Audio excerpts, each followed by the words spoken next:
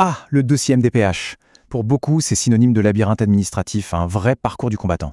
Mais, et si on avait une sorte de plan, une carte, pour s'y retrouver? Eh bien, c'est justement ce qu'on va faire ensemble aujourd'hui.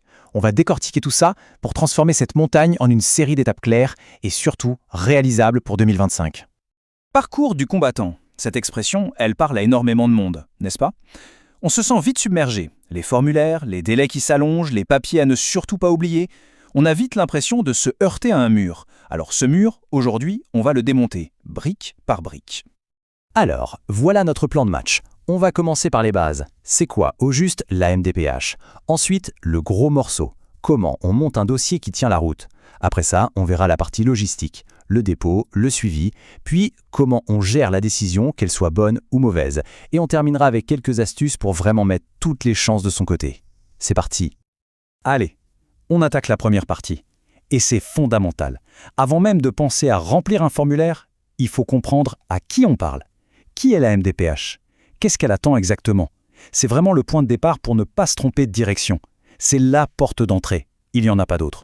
Alors la MDPH, qu'est-ce que c'est concrètement? Il faut la voir comme le guichet unique pour absolument tout ce qui touche aux droits des personnes handicapées. Chaque département français a la sienne, et ce qui fait 101 MDPH en tout. Et attention, pour avoir une idée du volume, elle gère plus de 4,5 millions de demandes par an. C'est colossal. Leur mission, en théorie, est simple, évaluer les besoins d'une personne et lui attribuer les aides adaptées.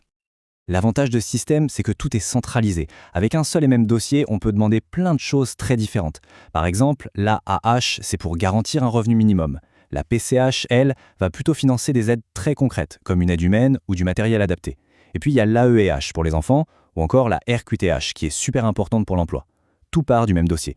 Bon, maintenant, on passe au nerf de la guerre. Comment on construit ce fameux dossier? Et il faut vraiment l'imaginer comme si on montait un dossier pour un avocat. Il faut qu'il soit solide, argumenté, inattaquable. Et pour ça, tout repose sur 3 piliers, 3 documents clés.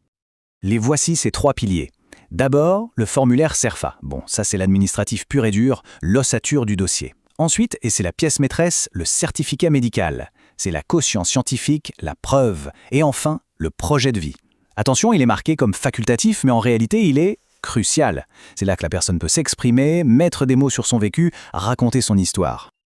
Ok, focus sur le certificat médical parce que c'est souvent là que ça coince. Un nombre incroyable de dossiers sont ralentis ou même refusés à cause d'un certificat mal rempli. L'erreur classique, le médecin écrit juste le nom de la pathologie. Mais il faut se mettre à la place de l'équipe d'évaluation. Eux, ce qui les intéresse, ce n'est pas le nom de la maladie, mais ses conséquences au quotidien. L'impact concret, quelles sont les limites, qu'est-ce qui est difficile à faire chaque jour. C'est ça l'info essentielle. Un bon certificat, il décrit, il ne fait pas que nommer. Pour que ce soit bien clair, prenons un exemple. Imaginez un dossier où il est juste écrit « sclérose en plaques ». Bon. Maintenant, imaginez un autre dossier où le médecin précise « fatigue invalidante qui apparaît après 2 heures » ou « trouble de l'équilibre qui nécessite l'usage permanent d'une canne ». Vous voyez la différence? Ça change toute l'histoire. C'est ce genre de détail qui permet à l'évaluateur de comprendre la situation et de dire « ah oui, là l'aide est justifiée ». Et le projet de vie alors? Je le répète, c'est marqué facultatif. Mais c'est une occasion en or. C'est le moment de donner de la chair, du contexte à tout le côté administratif. En suivant une structure simple comme celle-ci, en 4 points, on peut vraiment raconter son histoire. Expliquer sa situation, ses difficultés, oui, mais aussi et surtout ses attentes, ses envies, ses projets. Ça humanise complètement le dossier. Regardez cet exemple, il est parfait. La personne ne dit pas juste « j'ai du mal à faire la cuisine ». Non. Elle dit « je ne peux plus rester debout plus de 10 minutes ». C'est précis, c'est factuel. Et juste après, elle connecte ça à un besoin. J'ai besoin de 3 heures d'aide à domicile par semaine. C'est cette logique imparable, ce lien de cause à effet, qui rend une demande solide et difficile à refuser. Ok, le dossier est prêt, il est en béton. Mais la course n'est pas finie. Maintenant, il faut le déposer. Et là, une nouvelle étape commence. L'attente. C'est souvent long, alors voyons comment gérer cette phase le plus sereinement possible. Pour déposer le dossier, il y a globalement 3 manières de faire. En main propre, par courrier recommandé ou en ligne. Et très honnêtement, la voie royale aujourd'hui, c'est en ligne. Pourquoi? C'est simple. On a une preuve de dépôt immédiate, fini le stress de la lettre perdue, et surtout, on peut suivre l'avancée de son dossier pas à pas. C'est vraiment la méthode à privilégier. Alors, la question que tout le monde se pose, combien de temps ça va prendre? La loi dit 4 mois. C'est le délai maximum officiel une fois que le dossier est jugé complet. Ça, c'est la théorie. Mais comme souvent, la pratique, c'est une autre histoire. Parce que dans la vraie vie, les délais, c'est un peu le grand écart selon l'endroit où on habite. La moyenne nationale est bien de 4 mois, oui. Mais regardez, à Paris, on est déjà un peu au-dessus. Et dans certains départements comme le Pas-de-Calais, ça peut monter à 6 mois, parfois plus. C'est une information importante à avoir en tête pour gérer son stress et ne pas s'inquiéter si ça dure un peu. Ça y est, le courrier ou la notification est là. La décision est tombée. Qu'elle soit positive ou négative, il y a une marche à suivre. Et on va voir comment naviguer cette étape cruciale, en gardant toujours un mot en tête, l'anticipation. Le renouvellement, c'est un sujet ultra sensible. Il y a un chiffre qui fait froid dans le dos. Plus d'un tiers des ruptures de droit, 35% pour être exact, sont simplement dues à un dossier de renouvellement déposé trop tard. C'est énorme, d'où l'importance capitale de ce genre de calendrier. La règle d'or, c'est simple, on s'y prend au minimum 6 mois à l'avance. C'est la seule façon d'être certain de ne pas avoir de coupure. Et si c'est un refus? Surtout, il ne faut pas baisser les bras. Ce n'est pas la fin du chemin. Il existe une procédure très claire. D'abord, étape obligatoire, le recours gracieux. On demande à la MDPH de revoir sa copie. Si ça ne marche pas, il y a la conciliation. Et ça, c'est une option vraiment intéressante. Près de la moitié des litiges se règlent comme ça, à l'amiable. Le tribunal, ça doit vraiment rester la toute dernière option. Allez, pour finir, on récapitule. On va synthétiser les meilleures astuces, les petits détails qui, mis bout à bout, peuvent vraiment faire pencher la balance en sa faveur. Et ce, dès la première tentative.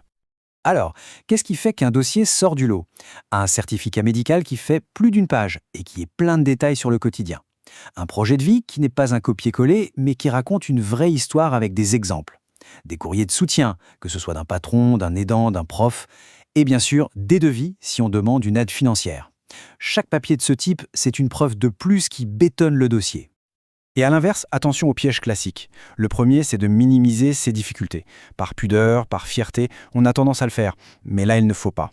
Il faut tout dire, y compris la fatigue, les symptômes qui vont et viennent. C'est essentiel. Autre erreur, ne parler que du diagnostic sans dire ce que ça change dans la vie de tous les jours. Et bien sûr, le pire de tous, envoyer un dossier incomplet en se disant ça ira plus vite. C'est tout le contraire, ça garantit des retards. Écoutez bien ce que dit cette assistante sociale qui travaille en MDPH depuis 15 ans. Elle dit que les dossiers qui marchent, ce sont ceux où elle comprend tout de suite le problème, dès les premières lignes. Il faut être concret, factuel, sans en rajouter, mais surtout sans en enlever. C'est ce juste équilibre qui est la clé. Ça permet à la personne qui lit de se dire « Ok, je comprends pourquoi cette aide est nécessaire ». Donc si on devait tout résumer en 3 concepts, 3 clés pour réussir, ce serait celle-ci. Anticipation, pour ne jamais être pris de court, complétude, pour que le dossier soit irréprochable, et suivi, pour rester maître du processus. Avec ça, on a déjà fait une énorme partie du chemin.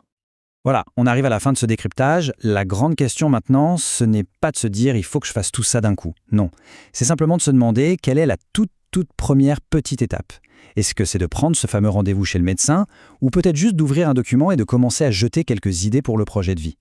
L'important, c'est de lancer la machine, parce que le premier pas, c'est souvent celui qui coûte le plus, mais c'est aussi le plus décisif.